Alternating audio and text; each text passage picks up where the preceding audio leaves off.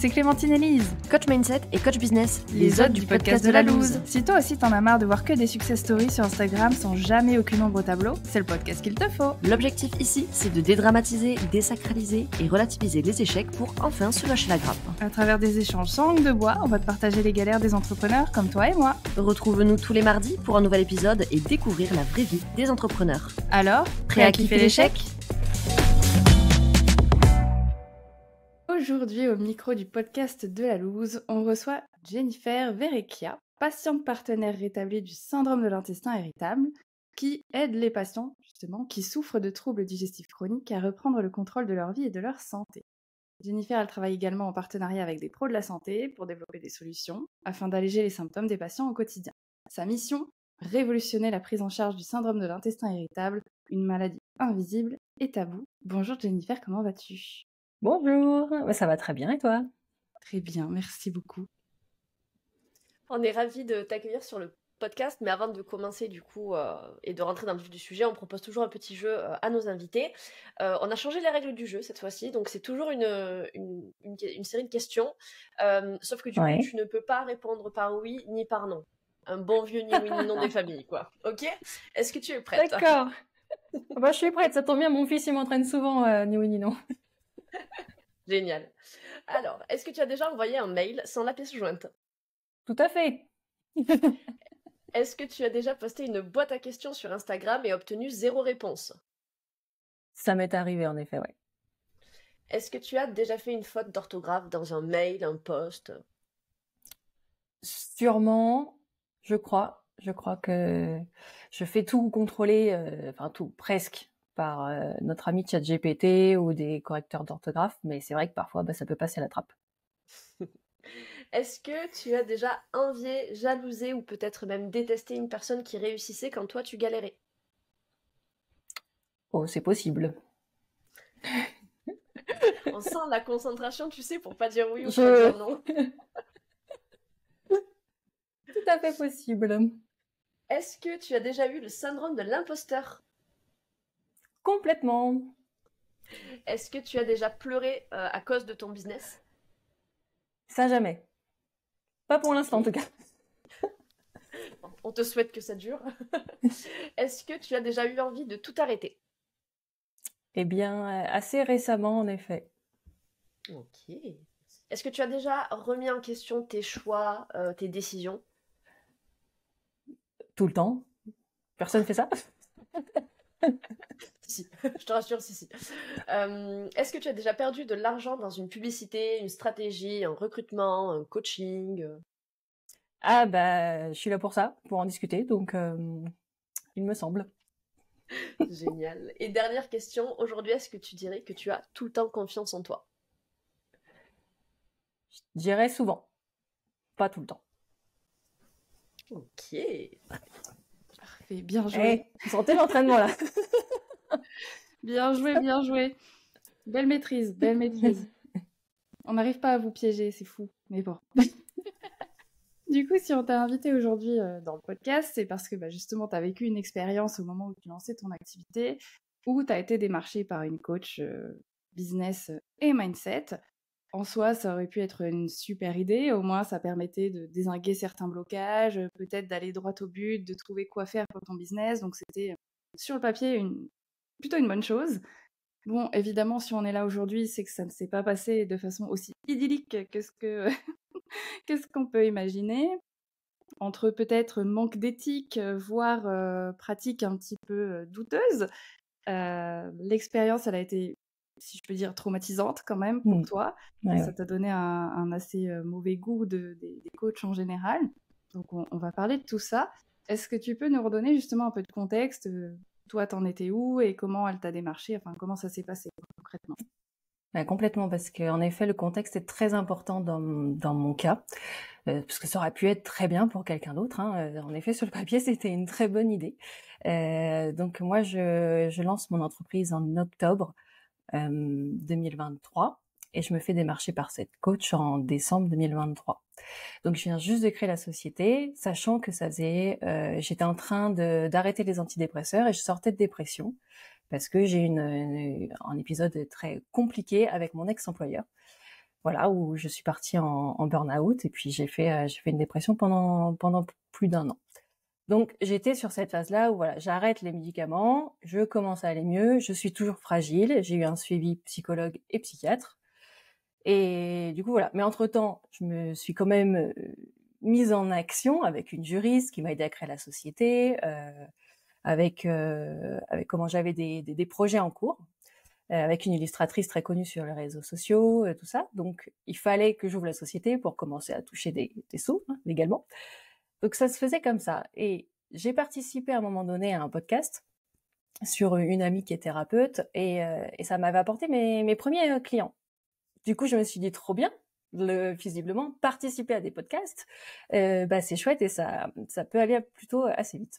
C'est comme ça que je me retrouve en fait courant décembre à rechercher des podcasts où participer sur un groupe de podcasteurs puisque j'en ai un aussi et je vois quelqu'un qui met qu'elle a un podcast à plus de 20 000 écoutes, qu'elle a tous ces sujets qu'elle veut aborder. Je la contacte et elle me dit bon t'es pas dans les clous pour participer sur mon podcast qui est plus axé entrepreneuriat et pas santé, mais tu sais que je suis coach. Bah non, je sais pas que t'es coach. Ça, c'était pas du tout écrit en fait qu'elle était coach. Mais est-ce que tu te fais coacher? Et en fait, quand je lui ai raconté mon projet, qu'elle a vu mes stats, que ça soit Instagram, ma newsletter, parce que déjà à l'époque, comme j'avais commencé mon blog en 2018, j'avais une grosse base de données et à travers le blog, j'avais déjà une très belle visibilité. Que j'ai toujours d'ailleurs en fait. Donc j'avais déjà un beau succès en ligne, j'avais juste rien commencé à commercialiser. Mais j'avais mon plan en tête. Il se trouve, parce que c'est important pour la suite de l'histoire, il se trouve qu'en parallèle où je suis dans cet état émotionnel un peu compliqué, je sors des médicaments tout juste, voilà. Donc je me dis ça peut être une bonne idée de me faire accompagner par une coach business en effet. Mon père est atteint d'un cancer. Je l'apprends en janvier. Bon, ça va être important pour la suite. Donc il y a aussi ça à gérer à côté. Voilà. Et il y a ma psychologue, quand je lui raconte que j'ai rencontré une coach, je me suis fait démarcher. Au début, je prends ça pour quelque chose de super chouette. En fait, je lui dis, je suis flattée presque. Alors qu'en fait, je me suis dit bon, c'est l'inverse. C'est moi qui aurais dû choisir ma coach, tu vois. Ça aurait pas dû être l'inverse. Mais voilà, je suis flattée. Et puis ma psychologue est en mode, mais c'est génial. Vous savez quoi? Maintenant que vous allez mieux, mettez l'argent là-dedans. Je préfère, quitte à ne plus me prendre des séances avec moi. Ça, c'était un peu dangereux parce que du coup, je l'ai pris au mot. Je me suis dit, bah oui, en fait, c'est vrai qu'il faut que je fasse décoller mon activité maintenant. Il faut que je passe à autre chose. Et voilà. Sauf que mon cerveau n'était pas très prêt. Et plus l'épisode avec mon père en parallèle, ça allait être compliqué. Et ça, je l'avais pas anticipé tout de suite. Il se trouve que cette coach-là avait des pratiques de coach. En fait, il y avait que des red flags. Mais que des red flags, si tu veux. Si vous voulez, son Instagram, ça n'allait pas. Il y avait des fautes de partout. Mais alors là, quand je te dis, quand on dit c'est pas grave, ça arrive. Des fois, il y a des fautes.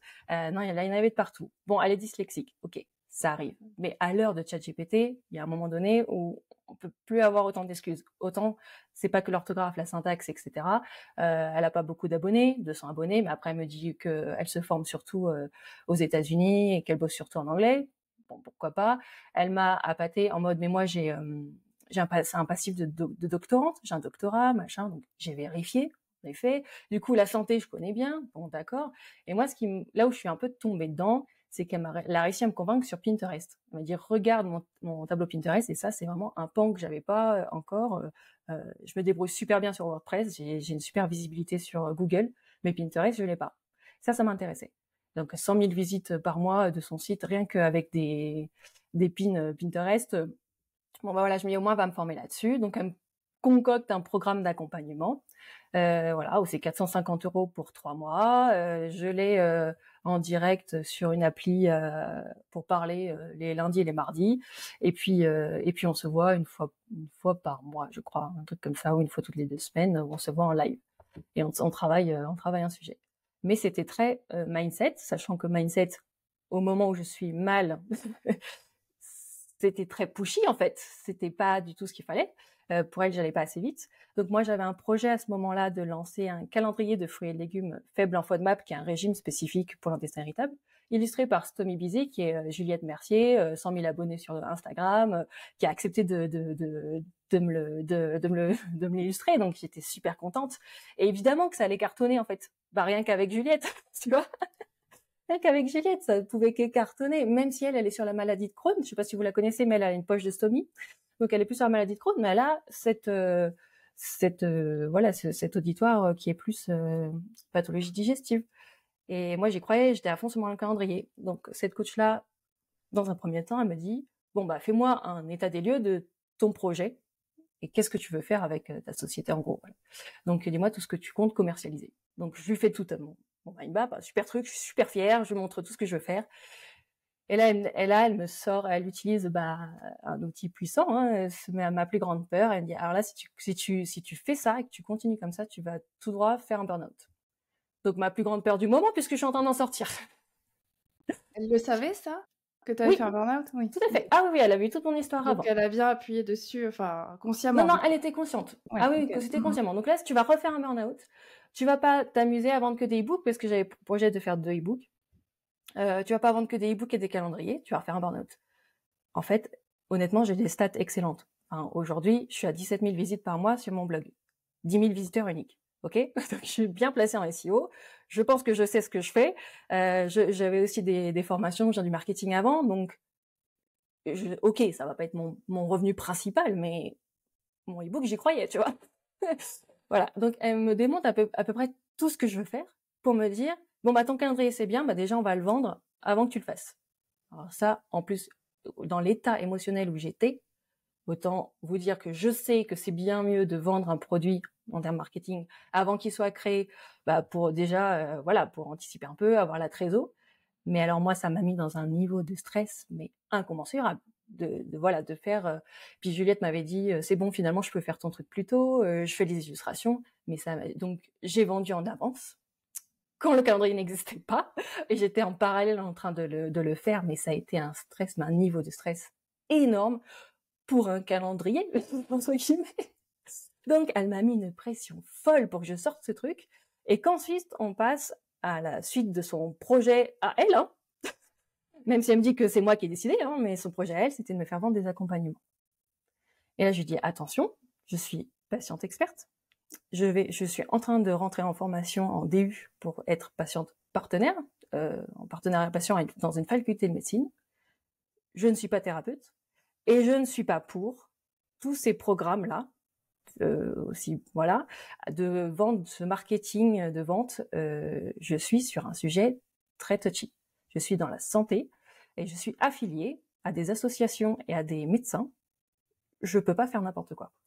Et ça, ça ne résonne pas. Enfin, moi, ça colle pas. Elle a réussi en fait à me convaincre. Je sais pas comment. Ou elle a insisté, en mode mais il faut que tu fasses des accompagnements en fait. En plus, t'as un protocole qui se fait sur plusieurs mois, donc t'as une date. En gros, t'as une date butoir, c'est génial. Tu fais ça sur 6 mois.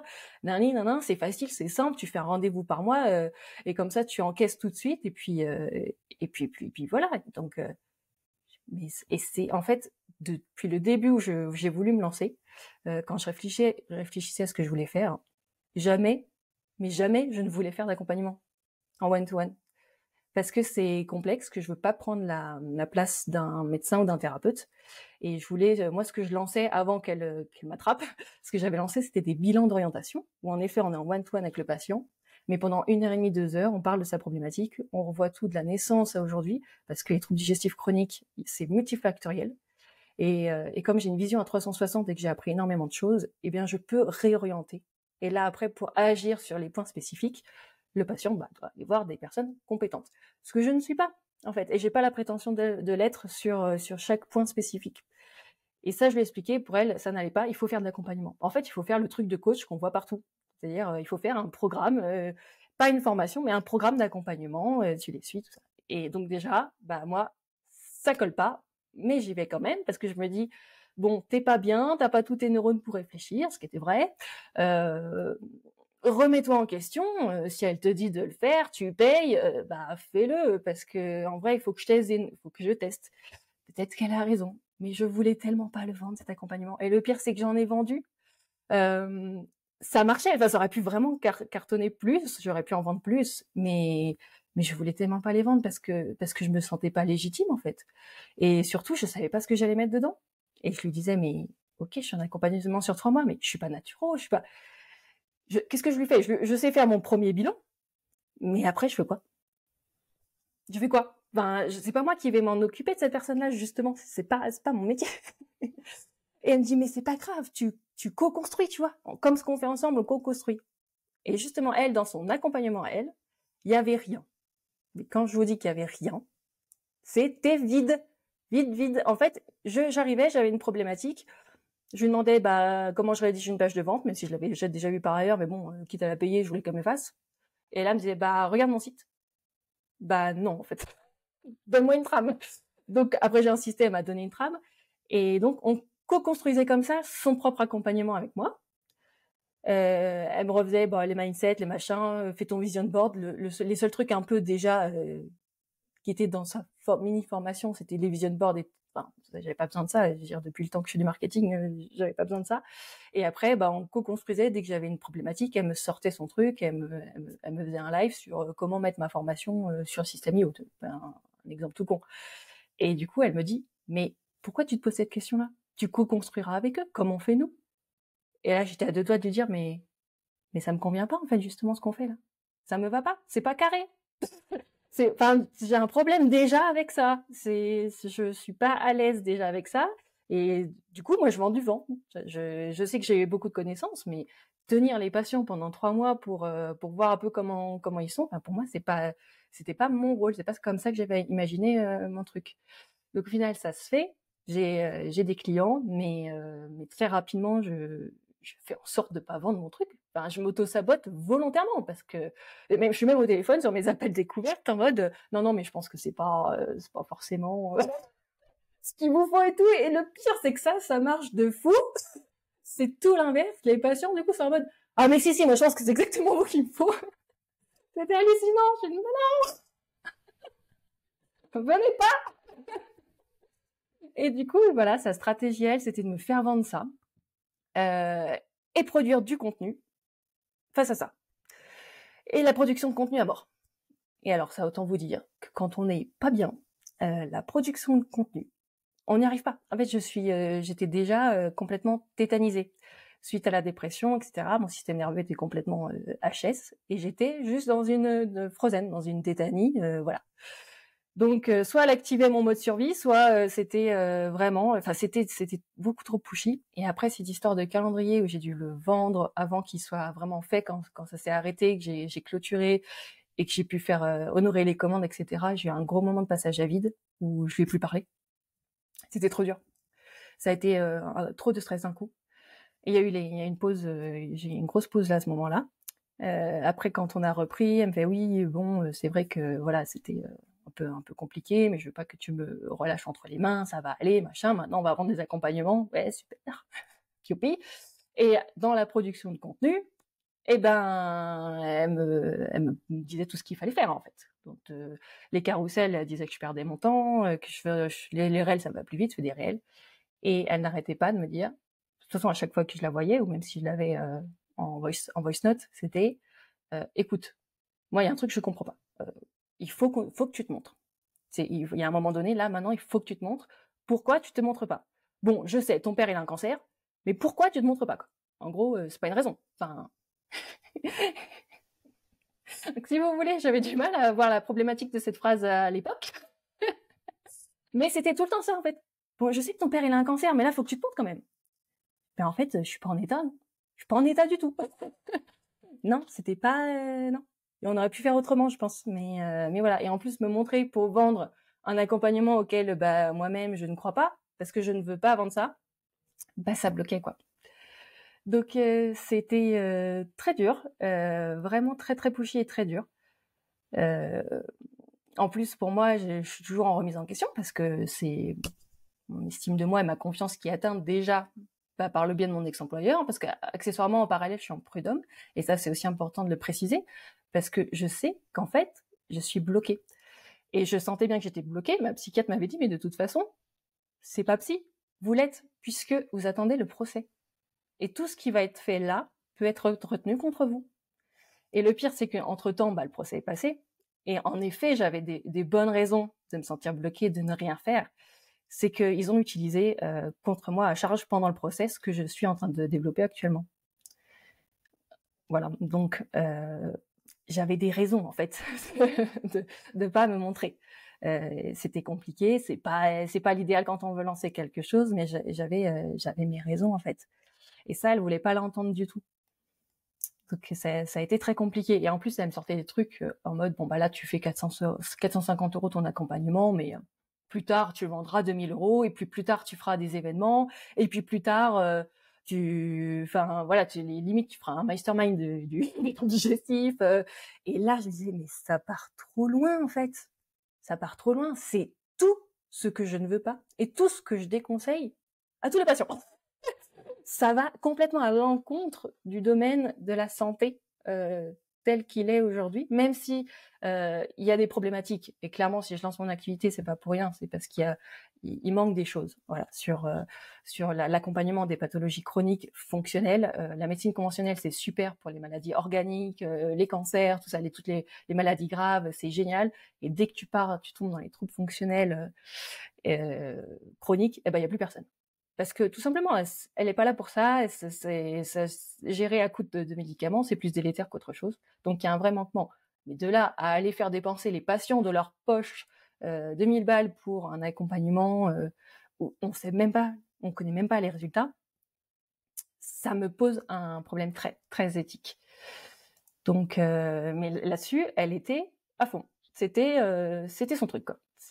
Voilà. Et puis je pense qu'elle a été formée comme ça en fait. C'est typique les coachs qui ont leur propre méthode, qui ont appris une méthode et qui la font recracher, quel que soit ton métier en fait. C'est vraiment ça que j'ai ressenti. Donc quand j'allais mal, j'écoutais tes podcasts, Clémentine. Et c'est là où je me suis dit, il y a quand même un problème.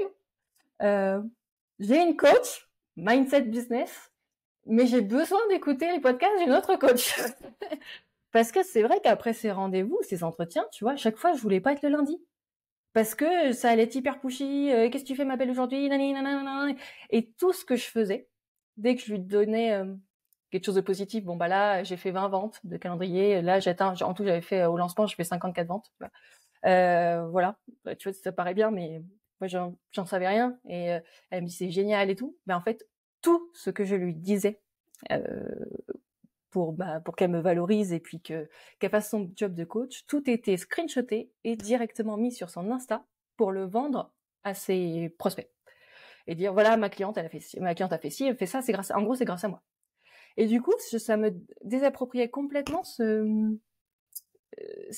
réussites. Vous voyez, je sais pas comment dire.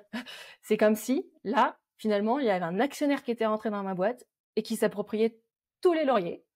Et donc j'étais plus à la tête de ma boîte. Déjà, j'ai pas choisi de faire des trucs. Déjà, on me dit comment faire, on me dit quoi faire, on me dit comment le faire, alors que je veux pas le faire. Et au bout d'un moment, je me suis dit mais ça va pas. Mais je voulais pas me l'avouer parce qu'en plus t'es dans une sorte de biais cognitif là où tu rentres et t'es là. En fait, j'ai dit à tout le monde que j'étais coachée, tout le monde trouve ça génial. J'ai dit à tout le monde qu'elle est super. Et d'un coup, je me dis mais ça va pas. Bah non, je peux pas dire que ça va pas, c'est pas possible. Donc là, ça a été très compliqué et j'ai eu vraiment du mal à sortir de là parce que mon cerveau aussi voulait se dire non mais t'es en train d'investir sur toi, c'est normal d'avoir des frictions et de faire des choses que tu fais pas. Donc voilà, il y a toujours le cerveau qui essaye de rationaliser tout le temps. Donc compliqué, très très compliqué. Mais petite question technique. Alors, ouais. moi, je suis pas coach à proprement parler, j'ai pas eu de formation, etc. Mais Clémentine, tu m'arrêteras si je dis une connerie. Mais techniquement, un coach n'est pas censé te dire quoi faire. Il paraît. Il paraît. Alors, ce qui est très drôle. Oui, du coup, Clémentine, n'hésite pas à rebondir, toi qui es coach moi, ça me rend folle, moi. Donc, j'attends ton avis à un moment, parce que même encore aujourd'hui, des fois, je me dis, c'est moi qui ai mal compris, c'est juste moi qui était un problème, et surtout qu'elle me l'a bien fait comprendre. Donc voilà. Mais oui, il paraît que non. En plus, à ce moment-là, il faut aussi préciser que je suis, grâce à mes psys, je découvre aussi qu'il faut que je travaille des traumas et que ça va aussi m'aider d'ailleurs dans mon établissement sur ma digestion, etc. Mais il faut que je travaille le trauma parce que j'ai été en PTSD, un stress post-traumatique. J'ai fait un stress post-traumatique. Donc là, urgence, il faut que je résous ça au plus vite. Parce que là, un événement a fait que, pouf, je suis partie, ça a ressorti trop de trucs. Je lui en ai parlé. Je ne lui ai pas dit quel trauma, exactement. Je lui ai dit la nature du trauma, c'est-à-dire, malheureusement pour moi, prise d'otage, 4 fois dans ma vie. Donc, je lui dis ça déjà, et je voulais qu'elle me laisse tranquille, en fait. Maintenant, tu sais ça. Juste, maintenant, je fais appel à des professionnels qualifiés pour ça. Et en fait, elle insiste. Elle insiste pour savoir et pour que je me confie à elle parce qu'elle est là pour ça. Ça peut être non. Là, je vais entamer des procédures de MDR. C'est quelque chose de très particulier, le trauma. Moi, heureusement que j'avais cette sensibilité-là et ces connaissances-là, ou non. Et en plus, le pire, c'est que j'avais déjà psychiatre et psychologue, mais pour le MDR, j'ai fait appel à une 3e psychologue qualifiée là-dessus parce que je savais très bien que c'est pas la même chose en fait. On rigole pas avec ça. C'est important, faut que ça soit bien fait. Et elle continuait à me dire à chaque fois, mais tu t'ouvres pas à moi, tu me dis pas ce qu'il y a, je suis aussi coach mindset. À chaque fois qu'on se voit, c'est pour du business et de la technique pure. Bah oui, je me cache là-dedans, histoire que tu m'apprennes des trucs. Et j'ai dit, j'ai l'impression que j'ai un iceberg devant moi et que je dois taper comme... Elle fait le geste, hein. Et que je dois taper comme ça, j'arrive pas à t'ouvrir, tu fermes toujours ta coquille. Et alors là, mais moi, je me ratatine, en fait, je me ferme encore plus. J'ai cet instinct, quand même, de me dire, je vois vos têtes, n'hésitez pas à vous exprimer. Ah, mais j'hésite pas, je te laisse, après je Voilà. vais gueuler. Mais elle fait vraiment le geste, tu sais, de j'arrive pas à t'ouvrir, tu t'ouvres pas à moi, c'est insupportable. Enfin, je suis là aussi là pour ça. Moi, je disais, mais non, en fait. Non, je t'ai déjà dit trop de choses. C'était déjà bien. Maintenant, stop, je veux juste qu'on me laisse tranquille. Parce qu'en effet, c'est super lourd. C'est super lourd à gérer. Et ça va pas se faire tout seul, et ça va se faire avec des pros qualifiés. Pas toi.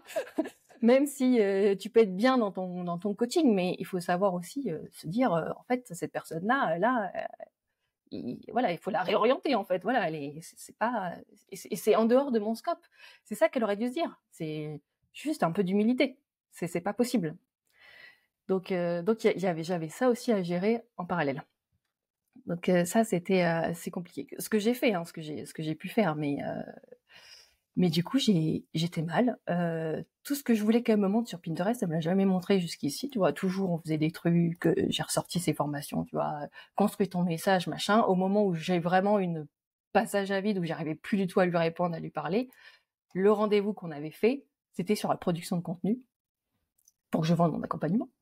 Et elle m'a rédigé elle-même les posts. Elle m'a vraiment, cet avant-dernier rendez-vous, c'est comme si cette sensation s'est même pas pris par la main. J'avais les pieds et mains liés. Maintenant, tu me dis des choses de ce que tu fais en session avec tes patients, avec tes clients. Et elle transcrivait ça. Alors, le pire, c'est qu'elle écrivait bien. Elle savait comment, elle savait très bien vendre. Attention, on va pas lui enlever ça, hein. Elle savait très bien vendre, elle savait très bien construire tout ça. Mais elle m'a rédigé tous les posts. Tous pour presque le mois, mais elle avait rédigé tous les trucs. Et en gros, j'ai plus d'excuses. Maintenant, j'ai plus qu'à aller taper sur Canva et elle est publiée. Et à programmer la publication. Elle dit, je veux pas te reperdre comme la dernière fois. Donc, en gros, elle a pris les rênes. Mais alors là, c'était encore pire. Parce que c'était justement, je suis plus du tout à la tête de ce que je fais. Pour vendre un truc, voilà. Et elle me dit, mais l'énergie que t'avais sur ton calendrier, c'est ça que je veux voir et tout, machin. Mais ouais, mais le calendrier, c'était mon idée. Mon idée, c'était une super idée d'ailleurs. J'ai dû en vendre une bonne centaine depuis, tu vois. Je suis très contente de ce produit, je suis très fière. L'accompagnement, c'est pas mon idée. Et des fois, elle me disait, mais si tu veux faire une formation, il y a pas de problème. Moi, je t'ai pas obligée de faire un accompagnement. Sinon, on fait une formation. Mais il faut que tu me le dises. Je fais, mais je veux pas faire de formation non plus, en fait. Non plus. Je suis pas dans ces délires à vendre des trucs à 700, 2000 euros aux gens. Non, non, c'était pas du tout ça mon ambition. Voilà, donc ce rendez-vous-là, ça a été particulièrement compliqué, auquel j'ai pas répondu évidemment, mais je n'ai rien fait. Qu'on comprenne bien, j'étais complètement paralysée, mais c'était en fait être à son contact, c'était encore pire. Ça me paralysait encore plus. Je pense qu'on peut comprendre. Et j'ai hâte, Clémentine, d'avoir ta vision de coach, tu sais, pour expliquer un peu ce qui s'est passé en fait concrètement, parce que vraiment là, j'étais paralysée. pour qu'au final, parce que quand c'est fini, c'est pas encore fini. Si tu veux, le dernier rendez-vous, si je me souviens bien, déjà je pleurais. En fait, on arrivait au dernier rendez-vous et encore, elle m'en a rajouté un autre parce qu'il y avait eu un bug d'enregistrement. Donc elle m'a dit, bon, je te fais cadeau, je t'en rajoute un autre. Et en vrai, je trouvais que c'était pas un cadeau. Je dis, non, franchement, moi, je veux que ça s'arrête. Je veux que ça s'arrête, stop. Là, c'était trop pushy, trop pour moi. Je sais pas pourquoi et ça va pas, mais ça va pas. Le dernier rendez-vous, on le fait et du coup, je l'ai en tête parce que je savais qu'elle allait me pousser à continuer. Je l'avais toujours pas payé, hein, parce que je payais quand je voulais. Et puis c'était en plus oralement. Hein. Elle m'a dit 150 € par mois pendant 3 mois de manière orale, rien d'écrit. Bon, voilà. Et là, le dernier rendez-vous, à peine on se voit, elle dit mais oula, ça va? Tu fais une tête? Et je me mets à pleurer. Je me mets à pleurer en mode je veux arrêter. Juste qu'on soit clair, là c'est notre dernier rendez-vous en fait. Je veux arrêter. Et là elle me sort ah mais ok mais y a pas de problème, écoute c'est pas grave et tout, ça fait rien, on va quand même faire le rendez-vous et tout, mais y a pas de problème et tout, bien sûr je comprends, enfin tu fais ce que tu veux, nanan, voilà mais faut pas pleurer comme ça, moi j'ai cru qu'il y avait un mort. Je vous rappelle que mon père a toujours le cancer entre temps, voilà. Donc non il y a pas eu de mort, mais pardon je vois ta tête Lise mais Ah, mais je suis pour dépitée depuis le début. Pour ceux qui écoutent le podcast, allez voir plutôt sur YouTube. Voilà. Donc voilà, donc j'ai cru qu'il y avait un mort, faut pas pleurer comme ça, c'est pas grave, tu fais ce que tu veux, machin, on va quand même faire la séance, je peux pas te laisser comme ça, et tout ça. Sauf que pendant cette séance, en fait, je pleure tout du long de la séance, je peux plus m'arrêter. Mais moi, je comprends pas. Parce que je suis même pas, mais moi, je comprends pas, mais tout du long. C'est comme si j'avais craché tout le mal que ça a pu me faire en fait ce truc là ces 3-4 mois bizarres et pour au final faire écoute ce qu'on peut faire c'est on continue et je te fais pas payer tout de suite, tu paieras plus tard. Mais en fait je lui ai apporté tellement parce que en fait, j'ai un tel succès entre guillemets en toute humilité, mais j'avais du succès en fait puisque de toute façon ma communauté était déjà installée. Je sais faire des alliances stratégiques, tu vois, et je travaille quand même en partenariat avec des médecins, avec une association de patients. Enfin, du coup, évidemment, ça, et puis c'est ça qu'elle avait vu chez moi. Évidemment qu'en fait, ça ne pouvait que monter. Mon activité. Je suis sur une niche qui n'en est pas une. Syndrome de l'intestin irritable, c'est 5 à 10% de la population. J'ai des solutions pour une niche qui est en fait un gros marché. Donc, évidemment elle a vu l'opportunité. C'est pour ça qu'elle repartageait toutes mes réussites. Parce que pour elle voulait faire signer aussi son coaching. En mode, tout ça, c'est grâce à elle. Bon, en vrai, je pense que c'est quand même beaucoup grâce à moi. Même si elle m'a aidé sur certains trucs, tu vois, elle m'a aidé à lancer le calendrier quand même. Sans elle, je l'aurais pas fait aussi vite, c'est sûr. Mais j'aurais peut-être fait les mêmes résultats en vrai. Hein. Voilà, parce que je l'aurais fait avec le cœur. J'aurais pas été coupée dans mon élan de calendrier par cet accompagnement que j'ai dû enchaîner tout de suite. Mais du coup, ce dernier rendez-vous, je pleure tout le temps. Et là, elle me dit, on peut continuer. Si tu veux, je te fais crédit. Enfin, je te fais crédit. Oui, c'est ça. Tu paieras plus tard. Je suis pas aux pièces, tu sais. Moi, je fais pas ça pour l'argent. Tu le sais très bien. Je parle comme ça. Hein. Tu le sais très bien. Je fais pas ça pour l'argent. On paiera plus tard. Et en fait, elle utilisait tellement, moi j'ai appris tout ça en fait. Elle utilisait tellement toutes ces techniques de vente que je ne supporte pas, qu'en fait, ça se voyait, bien sûr que tu fais pour l'argent. Mais je suis pas aux pièces, donc tu me paieras plus tard. Et là, heureusement, elle m'a dit ça, parce que ça a été titillé chez moi un trauma de dette. Et en fait, jamais tu n'essayes de me créer une dette. Jamais. C'est pas possible. Donc, là, grâce à ça, je me suis dit, en fait, non. Là, j'ai su vraiment mettre le stop parce qu'elle a été chercher un trauma trop fort. Donc là, j'ai dit, non, ça passe pas. Je ne m'endette pas. Parce que là, déjà, je te dois 450 €. C'est énorme pour un business qui se lance. Surtout qu'à chaque fois, si je signe un client, c'est pour lui redonner derrière, en fait. Je vois pas l'intérêt. Voilà, donc c'était juste énorme par rapport où j'ai commencé à 0 et j'ai réussi à m'en sortir quand même. Ma première année de chiffre d'affaires, au final, malgré tout ce qui s'est passé, ça a été vraiment très dur parce qu'après ça m'a mis dans un mood catastrophique. Hein. Après, je faisais quasiment plus rien. Ben, j'ai fini à 6 000 € de chiffre d'affaires sur ma première année, alors que je faisais plus grand-chose. Et donc, je trouvais ça vraiment pas mal. Et je m'en suis bien sortie. Mais j'ai eu des frais énormes, dont son accompagnement. Et ça m'a plombé, en fait. Je me dis, mince, j'aurais pu éviter ça. Mais bon, c'est en faisant des erreurs qu'on apprend. Et donc, grâce à cette réflexion, je me suis dit, bah en fait, non, j'arrête. Tu m'envoies le truc et on verra. Bon, mais elle fait, bon, si tu continues, de toute façon, si c'est pas avec moi à la rentrée, si c'est pas avec moi, c'est avec quelqu'un d'autre. Mais en fait, t'as pas compris. Ça sera avec personne d'autre. Mais je crois que j'ai pas besoin de coach, en fait. Stop. Elle m'a complètement traumatisée. Complètement traumatisée. J'ai dit, non, moi, je veux personne. Et puis voilà. Mais c'est pas grave. Enfin, voilà, j'ai pas dit, j'ai dit, ok, non, mais on arrête là.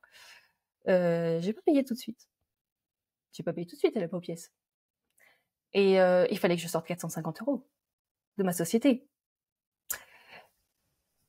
Très compliqué au stade où j'en étais, même si pour elle je faisais des sous, mais en vrai, vous le savez, on a énormément de frais, surtout sur une première année.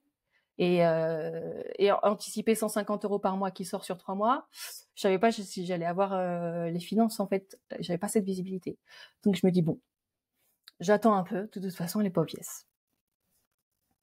Ah oui. Ouais.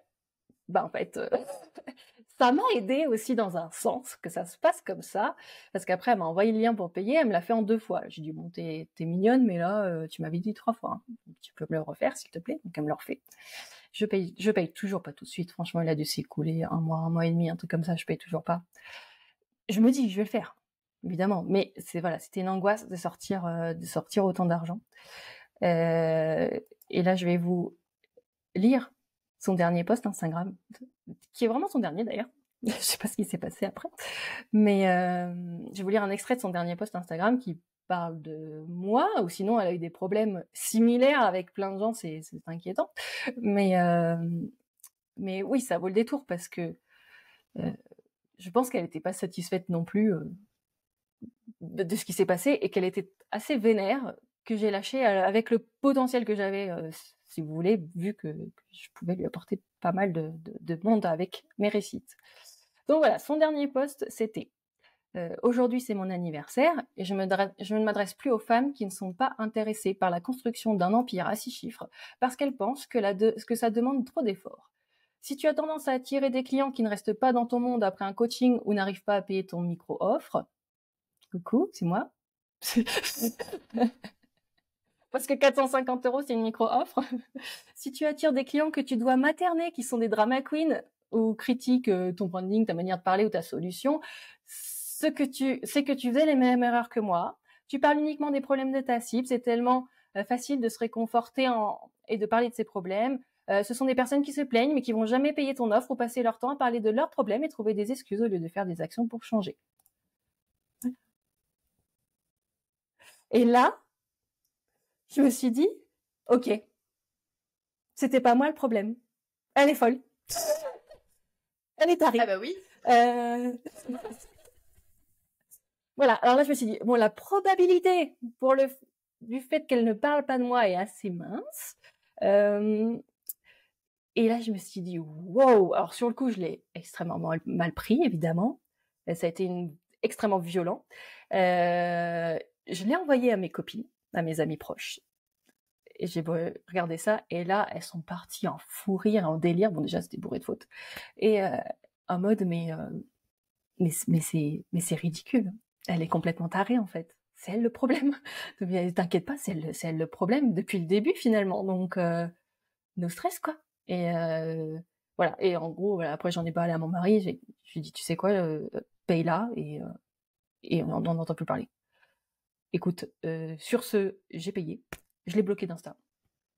Et je ne pouvais plus en entendre parler. Voilà, je voulais être droit dans mes bottes et voilà, j'ai même pas cherché.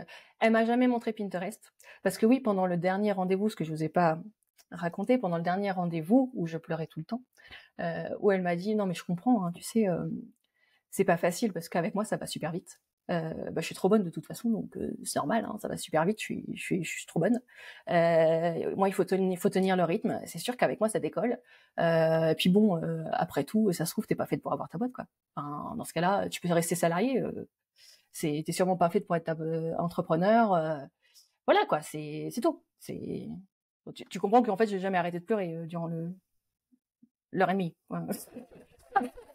Mon papa, elle est vachement encourageante, pourtant, je vois pas pourquoi t'as chialé, Voilà. franchement. Donc non, c'est normal. Après tout, voilà, moi je suis trop bonne. C'est compliqué de demander de changer, de faire des actions, c'est compliqué. T'es sûrement pas faite pour ça. Tu pourras voir plus tard, mais voilà quoi. Donc c'est tout. Alors, excuse-moi, mais il y a rien qui va dans cette histoire, hein, franchement. Il y a vraiment rien qui va et je sais pas comment t'as fait pour endurer finalement tout ça. Parce que Ouais. ça a duré, tu disais que ça a duré 3-4 mois à peu près 4, entre le ouais. moment où elle t'a démarché, le moment où t'as payé, etc. Ouais, presque 5 mois. Ouais. Déjà, j'ai envie de te dire respect d'avoir tenu le cap quelque part. Mais moi, ton discours, il m'alarme, il m'alerte, il m'hérisse les poils même, parce que tout ce que tu as partagé, c'est d'une violence extrême. Et bon, ça ne devrait pas exister déjà de 1. Et de 2, en plus du contexte que tu nous as évoqué, personnel, émotionnel, etc. Mais mon Dieu, mais c'est même pas une folle, c'est une personne méchante, hein, tout simplement. Et complètement inconscient, en plus, pour le coup. Enfin, On n'était pas dans la bienveillance pure. Je pense qu'elle avait ses objectifs à elle. Je sais pas comment vous dire. C'était vraiment. oui, alors Oui, mais un oui, enfin, moi un aussi j'ai des minimum objectifs d'éthique. dans la vie, hein, mais pas contre mes coachés, en Pas au fait. détriment des coachés, oui. Voilà, D'autant Ouais. plus que j'imagine quand tu exerces le métier de coach, tu es quand même censé avoir une certaine éthique, une certaine déontologie de ton métier, parce que tu vas venir toucher justement des points sensibles, d'autant plus si tu travailles le mindset. Euh, enfin, pour moi, c'est inconcevable ce qu'elle t'a fait et ce qu'elle pense être. Elle peut être bonne dans son Mhm. métier, il n'y a pas de souci. Visiblement, d'un point de vue coach business, elle a pas l'air nulle en soi, puisqu'elle t'a proposé des solutions, certes, qui ne te convenaient pas, mais c'est des solutions qui existent, qui peuvent se développer, etc. Mais tout l'aspect mindset, et je pense que là, du coup, Clem en parlera mieux que moi, c'est un irrespect. Enfin, je sais même pas comment. En fait, ça m'a tellement énervé que je sais même pas quoi dire de ton histoire. Je sais même pas, je suis tombée là-dedans, parce que déjà j'avais une fragilité à l'instant T. Jamais j'aurais été vers elle si j'avais dû faire un choix. Jamais. Vers ce type de profil, rien que enfin, voilà, ça résonnait pas, c'est pas mon style et tout. Et oui, pour finir sur Pinterest, au final, sur le dernier rendez-vous, je lui ai quand même demandé, tu pourras me montrer Pinterest, s'il te plaît, ou juste me donner un truc. Et elle m'a dit, non, t'es pas prête là. Non, c'est pas possible. Là, déjà, t'arrives déjà pas à faire ton contenu. Pinterest, ça te demande énormément d'énergie et de temps aussi, t'y arriveras pas. Donc, ça sert à rien. Donc là, pour moi, j'ai vraiment perdu ces 450 € parce que je misais sur au moins avoir des connaissances sur Pinterest. non, Mais mais voilà, j'étais pas prête, je suis pas capable parce que je suis pas capable de produire du contenu. c'est une dinguerie. C'est une dinguerie. Mais je veux bien tes lumières de coach certifié, Clémentine, et je pense que c'est pour ça aussi que je voulais témoigner. Ça a été très compliqué pour moi déjà de digérer cette histoire et de mettre en position de victime, parce que jusqu'ici, c'était compliqué de me dire que j'avais pas une responsabilité là-dessus, hein, parce que oui, j'étais pas capable de faire ce qu'elle me disait de faire. Et vraiment, tout a été très très compliqué. Et c'était très dur. C'est normal. Enfin, comme dit Lise, il n'y a rien qui va, en fait. Il y a rien, il y a rien, il y a rien. Il y a tout qui est un red flag ambulant. Ça me flingue, en fait, d'entendre des conneries comme ça. Je me c'est pas possible, en fait, d'être... Parce que alors, déjà, s'il y a quelqu'un qui vient te voir en disant « J'ai fait un burn-out, je suis suivie par un psy, un psychiatre », déjà, t'es censé t'alarmer un petit peu de attention, du coup, voilà, qu'est-ce que moi je suis capable de faire et qu'est-ce que je ne suis pas capable de faire. Moi, j'ai une cliente, c'est ça, tu vois, elle est venue, elle me dit un peu, elle était au fond du gouffre. D'abord, j'ai vérifié, est-ce que pour ça, tu te fais suivre? Parce que moi, je peux pas m'occuper de ça. Est-ce que tu as vérifié avec tes médecins? Est-ce que tu as vérifié avec les psys? Oui, ça s'est fait, moi je t'attends sur tel objectif. Ok, c'est bon. Donc si t'es traité de l'autre côté, ok. Mais moi je ne peux pas m'occuper de ça. Parce que comme tu l'as très bien dit, les traumas, les trucs comme ça, c'est pas du coaching. On n'a pas les outils, ou quand bien même on a quelques outils pour apaiser un peu, on va pas traiter du putain de traumatisme, en fait. Mm. On n'est pas fait pour ça. Ou alors, tu fais une formation psy à côté, et ok, pourquoi pas, allons-y gaiement. Mais quand je vois des coachs trauma, putain, ça, c'est pas normal, déjà. Ça, s'il y a un truc, il y a une couille dans le pâté, excusez-moi. Hein. Je suis agacée, donc je suis vulgaire. Bon, donc déjà, ça ne va pas du tout. Je veux dire, si quelqu'un te dit qu'il y a eu en plus autant d'antécédents, déjà, tu fais attention. Après, pour ce qui est coaching business, alors ça, j'en sais rien, tu vois, je fais pas ça, mais le rôle de toute façon d'un coach, pour moi, et surtout sur le mindset, quand bien même, c'est justement de rendre ton coaché suffisamment autonome pour qu'il trouve ses solutions, qu'il se retrousse les manches, qu'il fasse les choses, oui, qu'il passe à l'action, d'accord, mais de façon autonome. Donc déjà, c'est pas à moi de faire les choses pour toi. Quand mes clients ils me disent « À ton avis, qu'est-ce que t'en penses ?» Moi, je n'en pense rien, jamais. Enfin, je peux penser des choses, mais c'est pas à moi de te le dire, parce qu'en fait, ce que je pense, on s'en fout un petit peu. Moi, je suis là pour t'aider, enfin, je suis là, voilà, pour aider mes coachés à réfléchir, prendre du recul, mais à aucun moment, je suis là pour te dire, bah, tu vas faire ça, et si tu fais pas ça, t'es qu'une grosse merde. Parce que ça, c'est quand même pas être la pom-pom girl de ces coachés, de dire, ah bah, t'as pas fait ça, bah, c'était vraiment nul. Donc, t'es pas prête à suivre mon accompagnement. C'est pas ça, c'est le coach qui s'adapte à son coaché, c'est pas l'inverse, en fait. Si ça marche pas, c'est à moi de me remettre en question, tu vois, c'est bon, bah, qu'est-ce qui se passe? Et on est d'accord que c'est à toi d'ajuster, de changer ton fusil C'est à moi d'épaule. d'ajuster. En moi, fait, que je n'étais pas à l'aise avec la production de contenu, ou je préfère les carousels, juste, c'est pas grave. C'est ça, en fait, c'est à moi d'ajuster, ou en tout cas, c'est à moi d'aller comprendre pourquoi t'aimes pas ça, pourquoi tu veux pas faire ça. Est-ce que c'est parce que bah, vraiment t'aimes pas ça, t'as pas envie de faire ça, c'est pas dans tes valeurs ou que sais-je, ou est-ce que t'as peur pour une raison ou une autre? Si t'as peur, ouais, ok, on va peut-être travailler là-dessus pour voir. Et après, tu feras ce que tu veux. Mais oui, c'est à moi d'adapter. Déjà, tu viens avec ton objectif. On travaille sur cet objectif, on le peaufine pour que ce soit bah voilà, très clair dans ta tête, etc. et qu'on définisse un plan d'action. Mais si ça change entre-temps, c'est ce que je dis toujours. Si l'objectif, en fait, toi, tu changes entre-temps ou on voit qu'en fait, on part dans une autre direction, bah, on va partir dans une autre direction. C'est OK aussi, en fait, on s'adapte. Ou si aujourd'hui, ça va pas du tout, et ben ça va pas du tout, on va parler de ça, si tu as envie de m'en parler. Et c'est tout, tant pis si ça n'a rien à voir avec l'objectif principal, tu vois. On s'adapte, en fait. Ouais, on adapte, quoi. Et attends, qu'est-ce que je voulais dire? Il y a une autre dinguerie qu'elle t'a dit et que je ne comprends pas non plus. Putain, c'était Il y quoi? en a tellement. Il y en a tellement que ouais, le fait d'insister à savoir c'est quoi ton traumatisme, ça vient d'où, etc. Mais on s'en contrefou, en fait. Si la personne en face, elle te dit « je suis pas bien », et je te le dis en plus, genre « je suis pas bien, laisse-moi tranquille », bah, ok, je te laisse tranquille. Si t'as envie d'en parler, tu m'en parleras. Si t'as pas envie de m'en parler, tu m'en parles pas. Et c'est très bien, j'ai pas besoin de le savoir, en fait. Ou alors, je vais te dire, est-ce que t'as vu ton psy ou ton psychiatre pour parler de ça? Fin de l'histoire. C'est toujours, remettons, comme tu le disais, chaque professionnel a sa profession, quoi. C'est pas à moi de faire ça. C'est à moi de te rediriger, effectivement, si je sens que là, bizarre, ça m'arrive dans des coachings où justement on creuse un truc et on se dit « Ah, alors, ça serait bien que tu t'en occupes, mais du coup, ça sera pas moi. » Et on va continuer, nous, notre chemin, mais ça, t'iras voir quelqu'un d'autre pour ça. Mais en fait, c'est tellement une dinguerie. Genre, déjà, le fait de vouloir dire on continue, moi, l'objectif avec mes coachés, c'est justement qu'on ne continue pas. Genre, bah oui, normalement. Que t'arrives à ton objectif le plus vite possible, le plus sainement possible, la manière qui est la plus OK pour toi. Donc effectivement, si tu me dis j'ai pas envie de faire un truc, je le sens pas, bah ne le fais pas.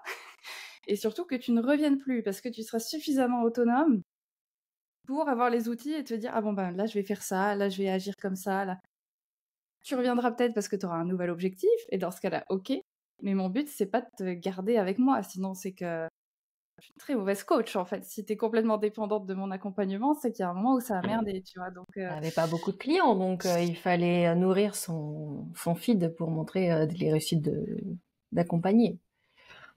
Ouais, mais moi, c'est ça que je trouve fou de manière générale, c'est que ça me fait... Je vais faire une comparaison un peu con, mais ça me fait penser aux relations avec le mec toxique, tu sais, où t'es sous l'emprise de la personne, où cette personne, elle sait qu'elle a l'ascendant sur toi, elle sait comment appuyer sur tes peurs, elle sait quoi Mm. te dire pour te faire sentir comme une merde, et toi, t'es tellement dans un état émotionnel compliqué que t'es capable de la croire et de te remettre en question, parce que tu l'as dit, à un moment donné, tu t'es senti responsable de ne pas y arriver, ou entre guillemets, de ne pas la satisfaire, alors que tout le contexte était logique pour que tu n'y arrives pas. Parce que tu l'as dit, c'était pas un truc que tu kiffais faire, t'avais pas envie de lancer ton accompagnement, tout ce qu'elle te poussait à faire, toi, ça te bloquait, ça te crispait, et pourtant, elle continuait dans ce truc-là.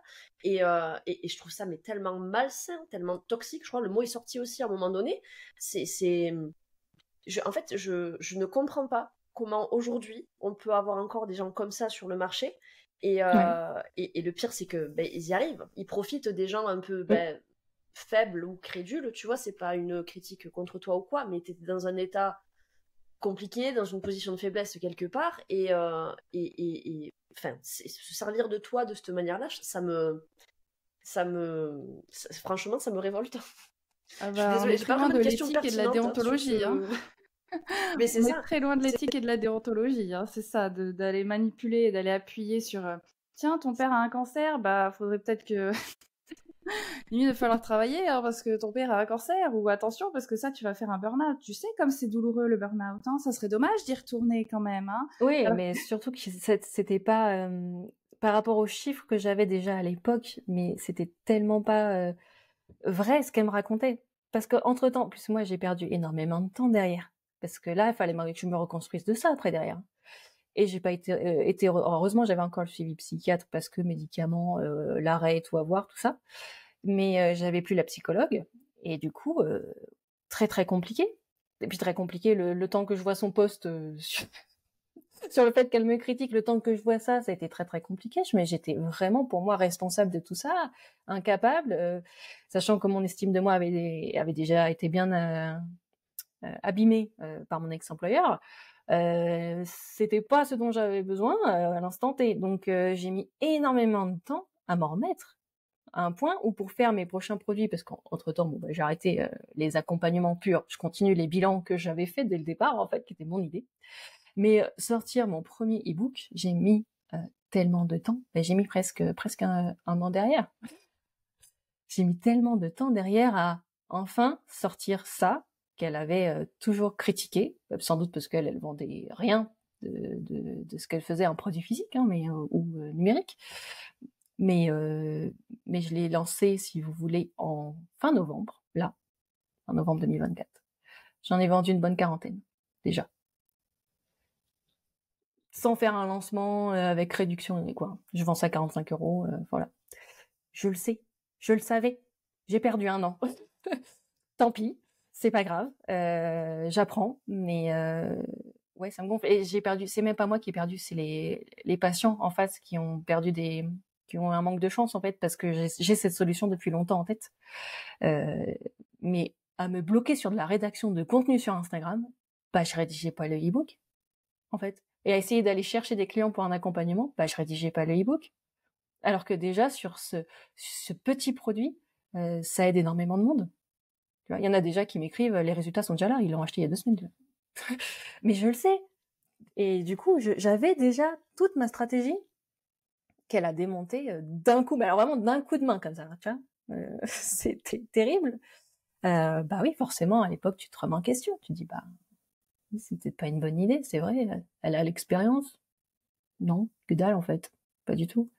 Et elle est pas à ma place. Elle m'avait promis aussi parce qu'elle fait, elle a différents talents, tu vois. Elle peignait et tout, donc elle faisait elle-même un oracle de mindset, tout ça. Elle m'a dit que j'en aurais un, tout parce que c'était inclus dans le package. Donne-moi ton adresse, je le termine, machin. J'en ai jamais vu la couleur. Hein. Je l'ai envoyé. Et j'allais demander, parce qu'en fait, elle faisait quoi en termes d'accompagnement mindset? Ça consistait en quoi son mindset? Parce qu'à part dire que tu vas faire un burn-out et que vas-y, parle-moi de tes traumatismes, c'était quoi son. Bah alors attends, j'essaie de retourner dans son. Ouais, parce que moi j'essayais beaucoup d'orienter sur l'accompagnement business, parce que je ne voulais pas qu'elle touche à mon mindset, vu sa démarche, puisqu'elle était à fond, elle était extrêmement pushy. Donc moi, je bloquais. Le mindset, je voulais pas qu'on en parle. C'est pour ça qu'elle me faisait des réflexions comme ça. Donc il n'y a pas eu grand-chose sur le mindset. Je crois on a dû faire qu'une seule session mindset. Mais c'était en fait, je crois me souvenir que tout commençait par pourquoi. C'était tellement inquisiteur. Moi, j'arrivais pas. C'était trop. Ouais.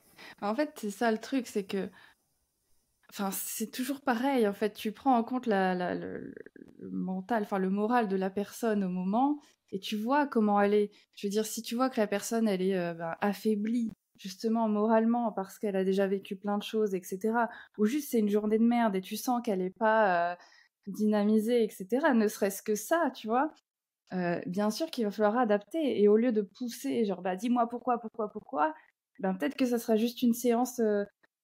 Bah écoute, vas-y, déverse ce que tu as à déverser, ou on parle de ce que tu veux. En fait, dis-moi, t'as besoin de quoi là, en fait, aujourd'hui? En fait, de toute façon, moi, c'est toujours comme ça. C'est comment ça va aujourd'hui? Comment ça va depuis la dernière fois? Et bon, bah, t'as besoin de quoi aujourd'hui? Est-ce qu'on débriefe de la semaine dernière? Enfin, ou est-ce qu'il y a autre chose? Et en fonction de ça, ok, on adapte. Et si c'est juste, bah, on discute, et que ça n'a rien à voir avec l'accompagnement de base, bah, on s'en tape, en fait. Mais je comprends pas de pousser pour pousser. C'est tellement malsain et, comme disait Lise, tellement toxique. Genre, ouais, c'est ça, c'est avoir une emprise et vas-y, dis-moi.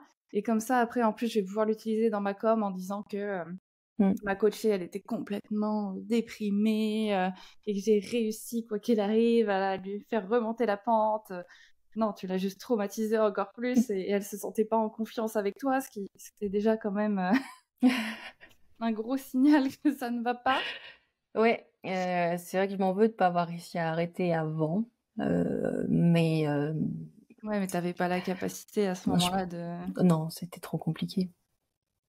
Et Trop c'est ça qui est compliqué. encore pire, en fait, c'est elle le savait. Enfin, elle, pour le coup, je pense qu'elle avait toutes ses capacités mentales pour Ouais. savoir que, justement, si elle pousse encore plus, c'est qu'elle savait que t'allais lui filer entre les doigts, mais qu'elle s'est dit, ah bah c'est de l'argent facile, ça va m'attirer des clients, alors faut pas qu'elle lâche et faut que j'arrive à la garder près de moi et faire pression. Ouais, non, c'est vraiment cette sensation, tu fais le signe comme ça, c'est vraiment Ouais. cette sensation-là que j'avais. C'est Vous irez vraiment les voir auditeurs, la allez sur vidéo YouTube. Vraiment. Mais c'est vraiment cette sensation-là que j'avais. C'est vraiment, il faut que je la garde, faut que je la tienne, parce que je suis trop prometteuse en fait sur toute l'ambition que j'avais quand même. Mais il fallait que je vende ce qu'elle avait envie que je vende.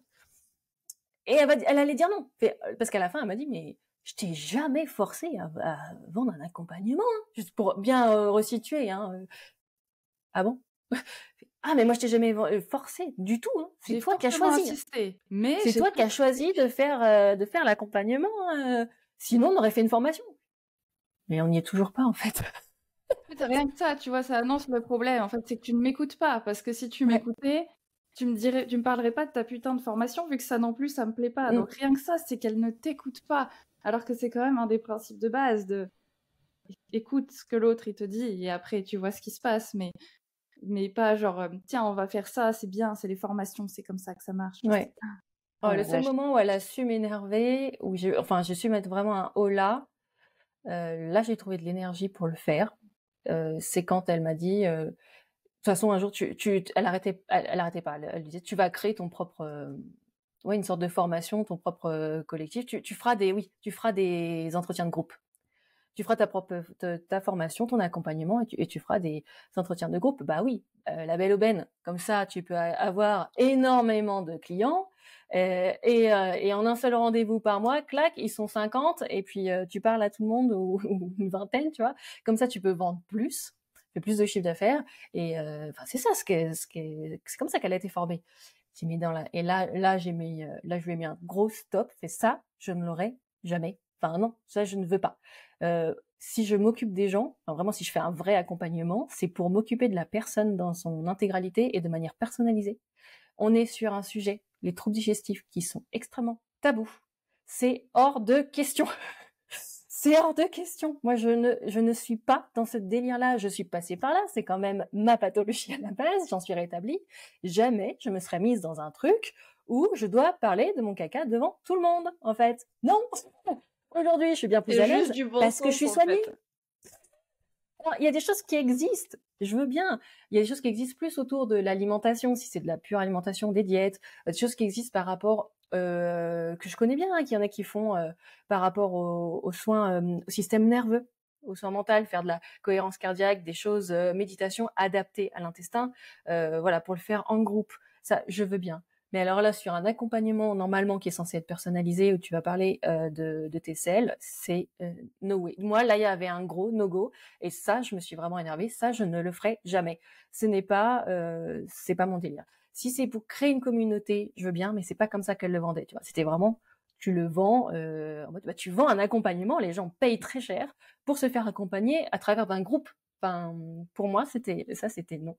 Et là, elle me sortait, j'aime beaucoup comment j'aime bien cette énergie, j'aime beaucoup comment tu te défends, c'est bien, j'ai bien entendu. Elle reprenait en positif comme si ça avait toujours été son idée et elle l'a fait exprès pour que je m'affirme. En fait, c'était un peu ça. D'accord, ok. Mais ça me fait pas passer ça. Ça me fait tellement penser, tu sais, aux coachs qui pop un petit peu dans tous les sens, parce que c'est vrai que ces derniers temps, on a quand même vu une recrudescence de coachs en tout genre, alors certains certifiés, d'autres non. Et du coup, ça me fait penser aux coachs business, tu sais, qui te vendent les formations pour faire 10K par mois, et pour essayer de créer ce fameux... Parce que le business model que tu exposes avec, tu commences par de l'accompagnement, etc., que tu transformes ensuite en coaching business collectif, etc., c'est des choses qui fonctionnent, tu vois. Ça a été déjà vu chez des personnes qu'on a interviewées sur le podcast, ça a été déjà vu dans d'autres pays, etc. Donc ça fonctionne, effectivement. Mais pour moi, ou même dans mon éthique, et moi je travaille pas du tout sur l'aspect mindset ou même santé mentale, etc. Quoi qu'il arrive, je demande toujours à mon client qu'est-ce qu'il veut faire. Et en fait, on part de là pour dresser tout le reste, pour dresser, ben voilà, qu'est-ce que tu vas vendre, qu'est-ce que tu vas mettre en place, etc. Avec quoi t'es à l'aise, avec quoi t'es pas à l'aise. Et comme tu l'as dit, Clémentine aussi, à un moment donné, si t'es pas à l'aise sur un truc, ok, pourquoi? Parce que t'aimes vraiment pas ça, ou parce que t'as peut-être une peur, une croyance, quelque chose qui te bloque. Et si, à ce moment-là, c'est ça le problème, bon, ben ok, ben va le travailler avec une coach, par exemple, pour débloquer, et ensuite, on peut y aller. Mais en aucun cas, tu imposes un programme ou un modèle ou un truc à suivre. Enfin, je sais pas, ça me... Bah oui, parce qu'on n'est pas censé savoir mieux. Enfin, un coach n'est pas censé... C'est pas parce que je te coach que je sais mieux que toi. Et de toute façon, c'est pour ça qu'on dit en coaching, je donne pas de conseils, parce que quand bien même je te dirais, bah tiens Jennifer, tu vas faire ça. Voilà, fais ça, tu vas voir, ton estime de toi, elle va grimper en flèche. Ben, si toi t'es pas en accord avec ça, tu vas pas le faire. Et tu vas me dire, putain, elle me casse les couilles, j'aime pas ça, qu'est-ce qu'elle veut? Elle est nulle. Parce que quand t'as pas envie de faire quelque chose, t'as pas envie. Regarde, quand t'es gamin, ta mère, elle te dit range ta chambre, bah t'as pas envie de ranger ta chambre. Sauf si t'es très soigné et que t'aimes bien faire ça. Mais sinon, t'as pas envie, tu vois. Genre, bah, là, c'est la même chose. Des fois, je teste, tu vois. Les coachés, ils sont là, genre, oui, mais je fais, bah t'as qu'à faire ça. Ah bah non. Ah bah non, bah non. Bah voilà. Donc, je sais que c'est pas ça que tu veux faire. Je le sais, donc ne le fais pas. Mais qu'est-ce que tu peux faire? Toi, qu'est-ce que tu as envie de faire? C'est quoi la solution? C'est quoi les possibilités? Parce que ça sert à rien. Enfin, mais elle ne m'écoutait pas du tout. Oui, c'est ça. J'ai pas été écoutée du tout. Mais dès le départ. Dès que j'ai montré un peu tout ce que j'imaginais, elle a vraiment balayé ça d'un revers de main. C'est non, faut que tu fasses un accompagnement. Pourtant, j'avais plein de choses à développer. Plein. Mais après, je me dis, bon, bah voilà, j'ai appris. Le problème, entre guillemets, c'est que maintenant, je suis traumatisée des coachs. Tous les coachs qui essayent de m'approcher de près ou de loin, de toute façon, s'il y en a un qui s'abonne à mon Instagram, je le supprime direct. Il y a de chance que tu répondes à nos questions, du coup. Oui. Mais bon, je vous connaissais d'avant. Donc voilà. Mais c'est vrai que j'avais pas anticipé à ce point qu'en fait, vraiment, puis le terme coach, il est complètement galvaudé aujourd'hui. En fait, c'est hyper important. S'il y a écrit coach certifié, c'est pas pour rien. Voilà, si j'ai un message à faire passer à vos auditeurs, vérifiez les formations des gens. Vraiment. Voilà. Enfin, je sais pas ce que vous en pensez, mais moi là, au-delà de ça, aujourd'hui, je suis quand même traumatisée parce que tout ce côté pushy et vraiment le côté où j'ai perdu ma place de chef d'entreprise, j'ai assez halluciné quoi. J'ai pas fait ça pour vivre ça. Donc donc là, ça me gêne trop et parfois je le rencontre parce que je fais dans des réseaux d'entrepreneurs, etc. Et je me tiens très loin parce que aussi je sais que j'ai un marché très intéressant, que j'ai des compétences du coup en face très intéressantes et que du coup je peux être très intéressante pour les coachs mal intentionnés. Ouais, Donc alors que tu vois, tu dis ça et moi je suis là, genre je vois pas en quoi ça m'intéresserait, moi, tu vois. t'as me coacher Enfin, parce qu'en fait, tu vois l'argent qu'il y a à se faire Ouais, sur un tel marché si tu as des mauvaises pratiques. C'est Oui. trop facile. Et il y en a beaucoup. Il y en a que je vois que moi je suis obligée aussi de dénoncer.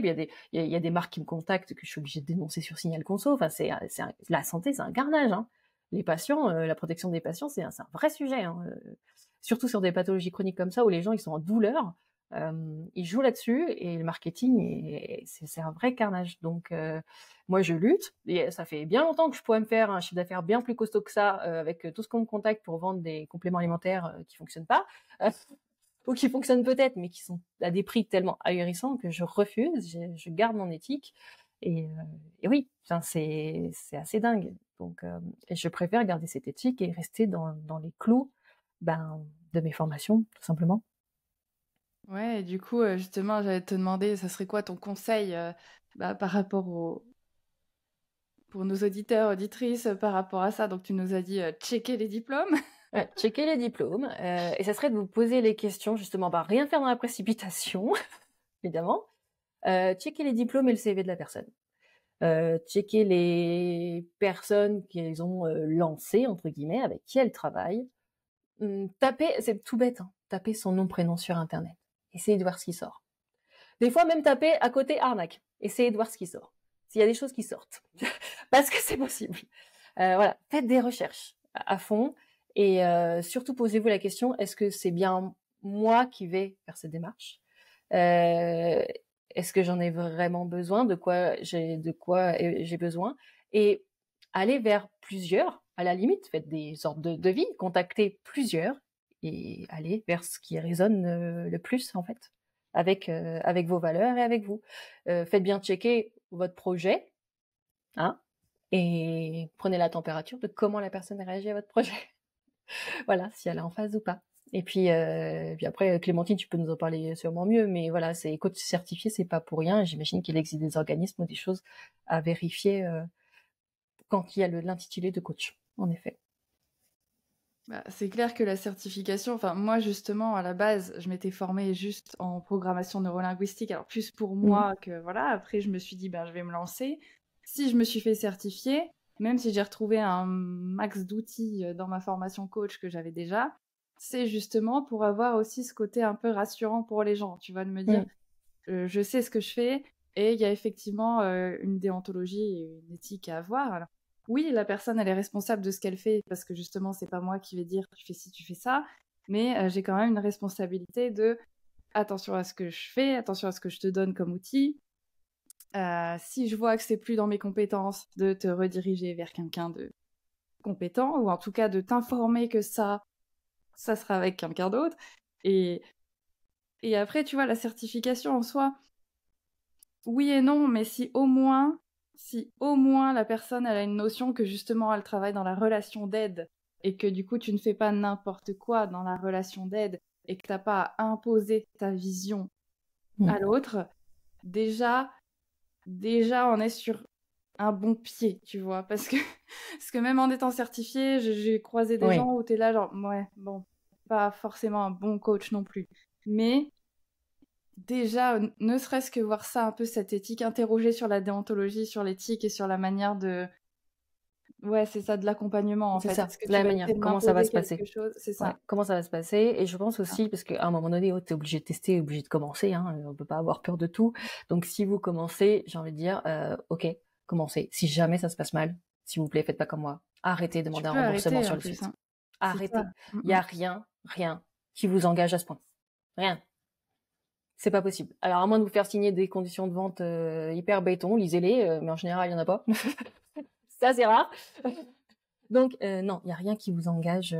Il faut arrêter. Ça sera payé. Vous payez sur le temps passé de la personne, et puis stop. Mais ça, c'est important, ouais.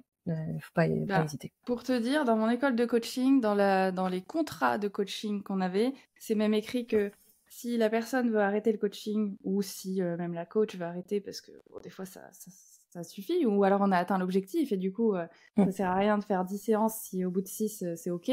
C'est écrit noir sur blanc qu'on peut arrêter. Genre, OK, t'as le droit d'arrêter. Juste, on se fait un dernier rendez-vous pour dire... en fonction si tout va bien, si vraiment t'es en PLS, tant pis pour le rendez-vous, mais on se fait un dernier rendez-vous pour faire un point, genre bon bah ok, qu'est-ce qui s'est passé, pourquoi on arrête, très bien, voilà, mais t'as le droit, c'est écrit dans le contrat, genre littéralement, tu peux arrêter. Mais parce que tu fais signer un contrat? Oui. Eh ben oui, mais ça aussi, j'en ai pas eu. Je n'ai pas eu de contrat, ça aussi, gros red flag en fait. Je n'ai pas eu de contrat du tout, je n'ai rien eu. Ouais, si je fais des devis contrats, voilà, préciser le nombre de séances qu'on avait ensemble en amont, je t'explique pourquoi je pense qu'on va faire X séances, mais effectivement, si on finit avant, bah on finit avant. Et tant mieux. Et puis voilà, en fait, fin de l'histoire en fait. C'est plutôt bien si on finit avant, ça veut dire qu'on a bien travaillé. Je voulais juste rebondir sur un truc que tu as dit tout à l'heure dans le conseil que tu donnais de bien réfléchir si tu avais un besoin particulier de te faire accompagner, etc. Et j'irai même plus loin, et là je pense que tous les marketeurs vont me détester, parce que moi je conseille à tout le monde de ne pas prendre de décision si tu es dans une situation émotionnelle instable. C'est-à-dire, t'es trop contente, je sais pas, t'as eu une super victoire ce matin, une rentrée d'argent inopinée, et tu dis, ah putain, faut que j'achète un truc. Pas bonne idée. Si t'es au fond du seau, nanana, et que t'as juste devant toi, mais ça marche dans tous les cas, pas forcément que dans le cadre d'un business, ça peut être dans la vie de tous les jours, etc. Voilà. Si t'as des émotions trop fortes et que t'as envie d'acheter un truc, attends. Parce que souvent tu achètes sur le coup de l'impulsion, de l'émotion finalement, et c'est des techniques de marketing où on va venir justement chatouiller, alors soit des choses assez douloureuses, et c'est là où du coup le marketing est pas très éthique, c'est quand on vient appuyer très fort là où ça fait mal pour te forcer à acheter. Mais il y en a aussi qui l'utilisent dans l'autre sens, où ils vont venir justement te cueillir à des moments où ça tombe pile poil au bon moment, quoi, et tu te fais avoir aussi dans ces cas-là. Donc moi je conseille toujours, justement, quand je reçois, tu vois, sur des appels découvertes, etc., moi je dis toujours à la personne, je veux pas une réponse avant X jours, tu vois, pour le temps qu'elle puisse digérer l'info, qu'elle puisse se poser les bonnes questions, et souvent quand t'as une envie d'acheter quelque chose, t'attends 1 heure, au bout d'1 heure t'as oublié, tout simplement. Et du coup, voilà, j'approfondis ton conseil avec celui-là. Comme ça, s'il y a des gens qui se trouvent dans cette situation-là, ben, ils peuvent prendre le recul nécessaire pour, entre guillemets, faire les meilleurs choix pour eux. Ouais, et c'est vrai, je peux encore continuer de compléter ce conseil-là, parce que si on était dans ma situation, c'est-à-dire que suivi par psy ou non, en fait, voilà, quand vous voulez vous faire accompagner, vous posez les bonnes questions sur pourquoi vous voulez vous faire accompagner. Le coaching, c'est super. Mais il faut quand même être dans une démarche d'action pour pouvoir faire des choses. Si vous êtes avec un système nerveux et complètement gelé, posez-vous quand même la question de vous faire accompagner par des professionnels de la santé mentale, et pas forcément des coachs. C'est pas forcément eux, pas tout de suite.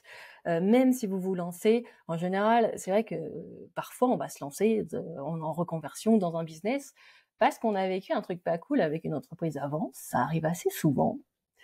Donc, si vous n'avez pas fait de suivi que ça soit psychiatre ou psychologue ou psychothérapeute, qu'importe, ça peut être quand même judicieux d'aller juste 1-2 séances pour essayer d'être sûr que c'est pas par là qu'il faut commencer. Ça, je tiens à le préciser, parce que je trouve qu'en France, c'est vraiment pas assez, c'est encore trop tabou, et c'est pas, et ben ça devrait être plus normalisé. Voilà, moi j'en parle très ouvertement, et je trouve qu'on le fait pas assez, et pourtant ça sauve des vies, hein. Et je sais que c'est un budget aussi, mais bon, comparé à un coaching où vous pouvez vous faire arnaquer sur 400, 1000, 2000, en vrai, ça fait aussi partie de votre investissement, et en plus ça c'est pour la vie, hein, que vous allez travailler des choses sur vous. Donc c'est pas que pour le business. C'est ça. Puis tu vois, comme on disait tout à l'heure, en fait, même le coach de base, Moi, les appels découvertes, si je fais ça aussi, c'est justement pour voir, t'en es où? Qu'est-ce qui se passe? Ah, t'as fait un burn-out, c'était quand? T'en es où par rapport à ça? Est-ce que t'es suivi? T'as été suivi? Est-ce que c'est OK ou pas? Parce que justement, c'est aussi le rôle de se dire, est-ce que là, la personne, elle va être en capacité, c'est ça, de passer à l'action? Est-ce qu'elle a tout son espace mental et son système nerveux apaisé? Parce que sinon, à quoi ça sert? Enfin, ça va être négatif pour tout le monde, en fait. Moi, ça va pas avancer. J'ai aucun intérêt à travailler avec quelqu'un qui ne va pas réussir à travailler, la personne non plus. Enfin, ça n'a aucun sens. Donc, moi, les appels découvertes, c'est surtout pour ça, en fait. Est-ce que c'est pour moi ou est-ce que c'est pour du psy ou un autre professionnel, en fait? Et après, et on voit, hein, mais... Non, mais de toute façon, son appel découverte, c'était non, mais tu vas vendre. Non, mais tu vas vendre. Non, mais c'est sûr, tu vas vendre. C'était ça. C'est sûr, tu vas vendre. En fait, elle a vu la poule aux œufs d'or. C'était vraiment cette sensation-là. Mon Dieu. Bon, en tout cas, voilà, faites attention. Faites attention, checkez les diplômes, checkez la déontologie, l'éthique, enfin, ne serait-ce que ça, déjà, interroger, parler de votre projet, parler de votre situation et voyez la réaction en face, déjà, et ça donnera pas mal d'indications. Et si la personne, elle pousse trop, genre, mais si, prends mon accompagnement maintenant, sinon tu vas le regretter. Je le ferme bientôt. Faites demi-tour, je pense. Voilà, ok. Bon, merci beaucoup pour ce témoignage de dinguerie, mais lunaire. Nécessaire. Mais nécessaire. On te retrouve. J'espère que ça va aider du monde et voilà. Je pense que c'est important. Yes. On te retrouve où, du coup? On me retrouve sur Instagram, foodmappers-8 SII, ou sur mon blog foodmappers.com. LinkedIn, Jennifer Verrecchia, voilà. Je peux vous donner tous mes liens. On met tout dans la description, évidemment. Parfait, merci beaucoup Jennifer. Merci à vous. Merci. Salut. Si l'épisode t'a plu, partage-le à tes potes en galère et dis-nous qui tu aimerais découvrir sur ce podcast. Nous, on se retrouve la semaine prochaine et rappelle-toi, c'est pas parce que t'as la loose que t'auras pas de flouze. #DropTheMic.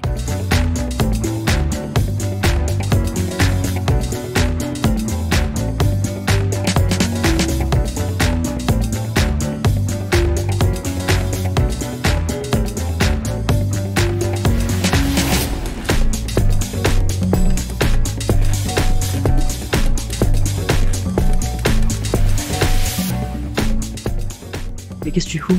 T'es encore là?